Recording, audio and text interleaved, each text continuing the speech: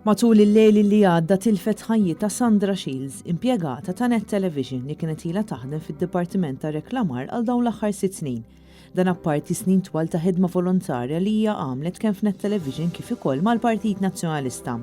Sandra tibqa' magħrufa l-imħabba kbira li kellha lejn il-Partit Nazzjonalista u għall-ħidma bla waqfin li kienet tagħmel f'Net Television.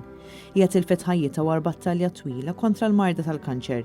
Għalkemm Sandra kienet ilha xhur twal tiġġieled mal-kanċer hija baqgħet sal-aħħar torganizza attivitajiet sabiex inġabru fondi għal dawk li għaddejjin mill-istess tbatija. Sandra kellha 56 sena u kienet toqgħod ħattart, hija kienet miżżewġa lil Joe u kellha żewġ subien.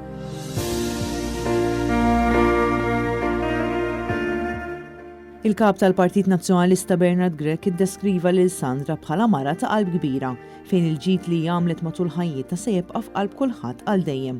L-aħħar tislima lil Sandra Shields se tingħata nhar l-erba' fid-9 ta' filgħodu fil-parroċċja ta' Ħattart.